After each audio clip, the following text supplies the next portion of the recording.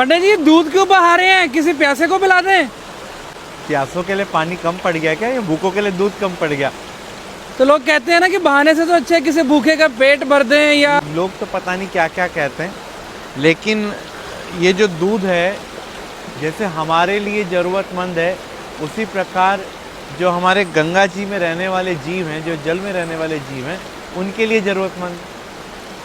अच्छा, तो जो लोग विद्वान बनते हैं और पिक्चरों में पता नहीं क्या क्या दिखाते हैं कि दूध ऐसे नहीं करना चाहिए, वैसे नहीं करना चाहिए। बड़ा लोगों को ना एक मिला हुआ है कि हिंदू सनातन आर्य जो पद्धति है उसमें कुछ भी किसी पे भी चोट कर दो। यही चोट अगर वो लोग और सभी धर्मों पे भी कर दें, जो मांस खा रहे हैं, मदिरा खा रहे हैं, पी रहे हैं, या मांस की बलि दे रहे हैं अपना त्यौहार मनाने के रूप में, उनके ऊपर चोट क्यों नहीं? हम गंगा जी में जब दूध अर्पण करते हैं या हम कहीं पे भी जो दूध अर्पण करते हैं तो वो अपने आप को एनर्जेटिक करने के लिए, ये विज्ञान है। आप जब किसी भी चीज़ को कुछ भी देंगे तो आपको 10 गुना होकर वापस मिलती है। लोग दीवे भी बाल रहे हैं, हार चढ़ा रहे हैं, तो गंगा जी प्रदूषित नहीं हो रहे? देखो ये सब प्राकृतिक से जुड़ी हुई चीज़ें हैं। हाँ, ये जो कपड़ा कोई छोड़ के जा रहा है ये खराब है, लेकिन जो पुष्प चढ़ा रहा है, जो पत्ता चढ़ा रहा है, कोई आटा चढ़ा रहा है, कोई दीप के माध्यम से घी और कुछ चढ़ा रहा है, तो ये उन जीवों के लिए है जो इसके अंदर विराजमान। तो वो मतलब सही है, लॉजिकल बात है, हम प्रदूषित नहीं कर रहे। बैठा जल तो वैसे भी कभी भी प्रदूषित नहीं हो सकता। रुका हुआ जल प्रदूषित होता है भैया। भाई गंगा जी के अंदर तो इतना सब कुछ है, वो दूषित हो ही नहीं सकती। हम लोग, सबसे बड़ी बात है, हमसे बड़ा पापी और दूषित आदमी कौन है? मरण उपरांत जब हम लोगों की अस्थियां गंगा जी में जाती है, वो उनको संभाल लेती हैं, तो और तो चीज़ों की बात ही क्या, कल्पना ही नहीं कर सकते। क्या बात। इन गंगा जल में केमिकल है, इस गंगा जल में कैल्शियम है, इस गंगा जल में पोटेशियम है, कार्बोहाइड्रेट्स हैं, मैनी मेडिसिन, कई सारी औषधियाँ हैं।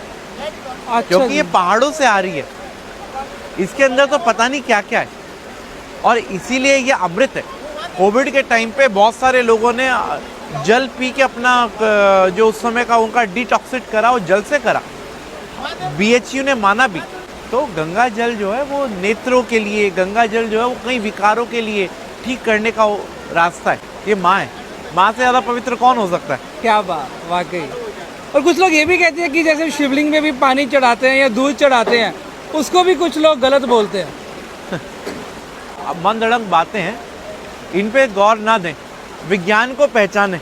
हमारे सनातन आर्य पद्धति का जो विज्ञान है उसकी तरफ जाएं। शिवलिंग का जो केंद्र है वो एक, अगर आप मैग्नेटिक उससे कंपास से देखें तो उसमें एक पावर है जो शिवलिंग के केंद्र पे विशेष पड़ती है।